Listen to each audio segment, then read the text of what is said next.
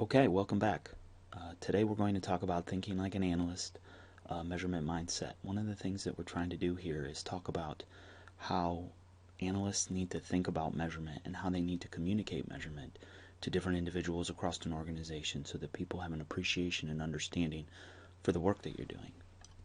So first off, one of the reasons that we have challenges to good measurement is that first, sloppy and ambiguous language gets in the way. And what we mean by that is a lot of people just aren't familiar with the terminology associated with measurement. They might not be familiar with the terminology in Google Analytics. They might not be familiar with the different terms associated with digital marketing. It might even be as simple as that somebody might be using the word page views and someone else might be using the term hits, and they just aren't sure what each one is talking about more specifically. And so then that kind of leads into the second one, which is the procedures associated with observation are not very well known. When we talk about Google Analytics, it's a highly technical tool, and a lot of marketers that aren't necessarily technically oriented are going to struggle with understanding how the data is being collected. They're going to struggle with the concept of cookies. They're going to struggle with the concept of page tags. They're going to struggle with the concept of data moving from those tags into servers and all of the different communication that takes place with the data. And so those procedures are not very well known, and again, kind of get in the way when you're talking about what you're trying to accomplish. Third, the acceptance of a common definition of measurement opens up opportunities to actually measure something. So if you can overcome the first two obstacles, you might be able to start to get things done. So what I mean by a common definition is making sure that everyone uses the same terms. Everyone understands how the tool is collecting data, because really measurement is nothing more than an observation. And that's kind of what we're going to talk about in the rest of this discussion. First is how to think about measurement in the context of observations, and then secondly, really understand that you don't need to observe as much as you might believe you need to observe to start getting helpful data and start drawing useful conclusions from the data that you have. So if you think primarily, a lot of business objectives, sometimes they're too soft. You might get something like, we need to reduce strategic risk, or we need to improve our word-of-mouth advertising, or we'd like our product to achieve premium brand positioning. They're not quantifiable right away. They're not necessarily observable right away. But if you're willing to put the thought into quantifying observations by asking the question, what does this look like? Which is a huge, important question. If you can answer, what does this look like, then you begin to identify the things that become observable that you'll be able to apply measurement against. So when you sort of went through your OGSM exercise, sometimes pinning down those goals were a little difficult, mainly because you weren't answering the question, or you were trying to answer the question, what does this look like? So in the case of premium brand positioning, it might simply be the ability to sell a product at a high price and sell a large volume of that product at a high price. So think of Lexus, right? It's a $40,000 Toyota. And the reason they're able to do that is premium brand positioning. If they were selling Lexuses for less than $40,000, and I'm just making this up, but the idea is then that that premium brand positioning no longer applies, and you're really just sort of talking about a Toyota, which is still a good car, but the price point at which you're able to sell the vehicle is representative of the premium brand positioning. Word of mouth advertising is another example. When we talk about word of mouth, that might be something that becomes quantifiable in the terms of Facebook mentions or Facebook shares or retweets or whatever that might be. So again, when we get into social media measurement, that's going to be a big concept, right? If I can figure out what this looks like, then I'm able to observe it, and then by being able to observe it, I'm able to quantify it. So this is just a concept I was thinking about. I was watching All-Star Weekend in the NBA a couple weeks ago, and the concept was, what makes a good dunk, right? There was a judge, I think it was Magic Johnson, Dr. J, and Dominique Wilkins were judging a dunk contest, and the scores were very subjective. And so it got me thinking, what makes a good dunk? Could you quantify height? Absolutely. You could use an X Games style, sort of one of those height meters, and you could figure out how high the athlete or the dunker was getting, and you would be able to quantify that. Power. You could put an accelerometer on the rim, maybe in the ball, and see how hard the ball was being pushed through the hoop. And then creativity, obviously that one would be a bit more subjective, but again, you could probably do something along the lines of figure skating, where certain moves get you certain points and they have certain difficult ratings. And so when you think about it, this abstract concept of what makes a good dunk and who would win a dunk contest, Once you start to break these down into each of its requisite components about what a good dunk looks like, person's high in the air, they're dunking with power, it's really creative and inventive dunk, suddenly all these things become quantifiable, and you're able to put a score behind that, and you're able to then kind of talk about it in a much more empirical way. And so what I like to say, and an adage that I use quite regularly, is that a problem well stated is a problem half solved. If you are framing the question properly, there's a pretty good chance that you're going to be able to figure out the data that you need to answer that question. However, if you're really not sure what your question is, and you're sort of bouncing around 3 or 4 different ideas as to what you're truly trying to figure out, it becomes much more difficult to collect the data and provide the measurement information necessary to answer that question. So again, sort of if there are 2 things to take away from this, first is that if it's observable, it's quantifiable, so ask yourself, what does this look like? And the second is, be very specific about how you're stating the problem, because once you frame that up, you've solved half the problem. So use this observation clarification chain, and so ask yourself the question, if it matters, if it's important, it needs to be detectable and observable. And if it is detectable, it can be detected in as an amount or a range of possible amounts. You can count it. I mean, sometimes you're driving down the road and you'll see that black strip across the road that's literally counting cars as they're going by. And so that's sort of the mechanical equivalent of a person sitting there quantifying and counting cars.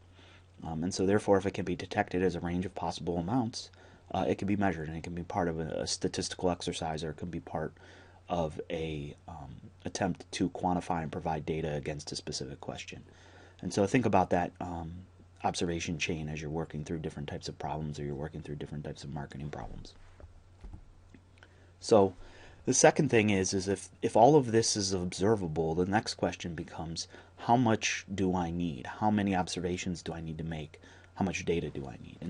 And so I asked you guys to do some pre-work prior to this lesson around how long is your walk to class. And so I took the responses that I received, and I took 5 random samples of the distances that were listed in the form: 20 minutes, 15 minutes, 10 minutes, 15 minutes, and 20 minutes.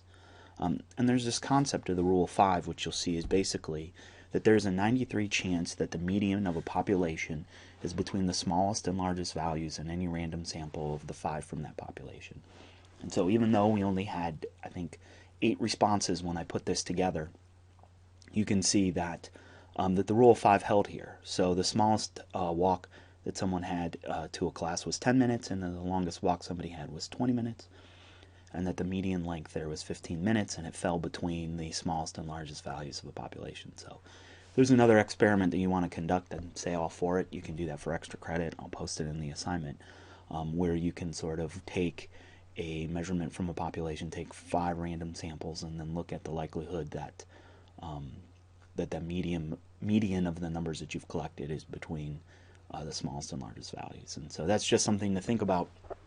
Sometimes you don't need hundreds and hundreds of observations, that if you have 5 observations, that perhaps there's a pretty good chance that if you were to extrapolate that out, that there's a 93% chance that the median of that population is between the 5 that you identify. So just kind of a helpful tip. Again, just nothing specific here in terms of an assignment, but since we do not have a lot of traffic going to our blogs, we're going to have to draw conclusions from data that is of limited volume.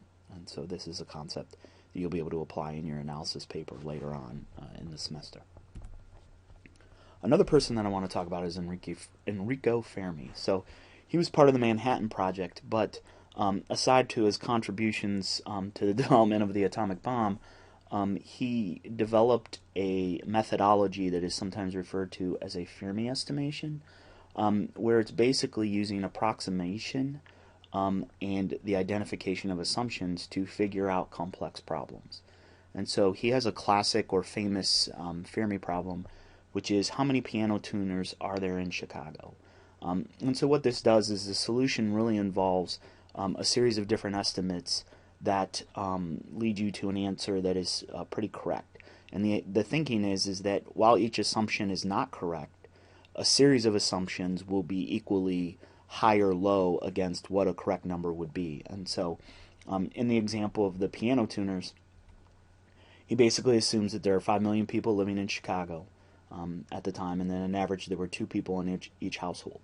And so that 1 in 20 households had a piano that was tuned regularly, and that pianos need to be tuned on average about once per year. And so if it takes a piano tuner 2 hours to tune a piano, each piano tuner working 8 hours a day, 5 days a week, 50 days a year, you could begin to figure out how many piano tuners there might be in a city like Chicago. And so what he did first was he took the 5 million people in Chicago and divided by 2 people per household, leaving him with 2.5 million households.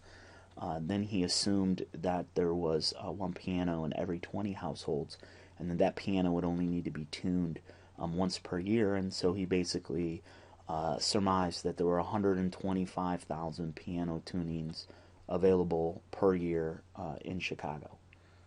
Thus figuring out that if a piano tuner worked 50 weeks a year, 5 days a week, 8 hours a day, and it took him 2 hours to tune a piano, that a piano tuner could do 1,000 tunings in a year. So now you have 125,000 piano tunings. You have 125,000 piano tunings available in the market. So, and then a piano tuner could do 1,000 on its own. You could surmise that 125,000 divided by 1,000 leaves you with 125 piano tuners in Chicago. But when they looked it up in the phone book, the number was about 81, which suggests that not everybody gets their piano tuned once a year. But you can see how he took a very complex question, made a series of assumptions, and was able to arrive at an estimate that was not unreasonable given the calculation that needed to be made. And so that's a really interesting concept, in that what he's basically saying is your problem is not as unique as you think, and that you probably have more data than you think, and that you need less than you think. And so getting at a useful answer is much simpler than you think. And I know I walked through it. I'm going to send you a link. It's actually from a Wikipedia article on the Fermi problem that I used, but I'll send you a link and you can see the logic that is in that, because I think it really underscores a key concept, which is that, you know, as you're making these assumptions and as you're working with data, even the smallest amount of data is telling you an interesting story. And that if you can really spend some time with that data and think about what it means and make some reasonable assumptions around that data, there's probably a pretty compelling narrative to be told. And so one of the assignments that I'm going to give this week is using a Fermi approach. I'd like you to estimate how many hot dogs are consumed across Major League Baseball each season. And I'll give you some clues. Baseball teams play 162 games. And so you have a home and an away team, so that means each team gets 81 home games. You can think of an average attendance for a baseball game. You could Google that on ESPN. It's around 25,000 per game. And if you come up with an assumption at how many hot dogs people eat per game, maybe some people have 2, maybe some have none, so maybe it's like 1 or 1.2 hot dogs per game. You can kind of extrapolate out an answer to how many hot dogs are consumed across Major League Baseball in a given season. I'm asking you not to Google that answer because that's not necessarily the point, but as you work through this assignment, post your logic and your work to the forum and compare what you were doing against what your peers are figuring out, and you'll see that the numbers they'll start to follow a pattern, and then we can certainly try to apply the rule of 5 to those answers and get at a number that we believe to be correct. And at the end of the forum, I will post the correct number. So give it a shot. I hope you enjoyed this little talk. I know it was a little quick, but just wanted to share with you some concepts and some thinking about how to work with the data that you have, and that really appreciate the fact that measurement is all about observation. If it's observable, it's quantifiable, and that you don't need tons of information to answer questions. That you can get at the answer with a limited amount of information. So thanks for your attention. I appreciate it, and good luck this week, and take care.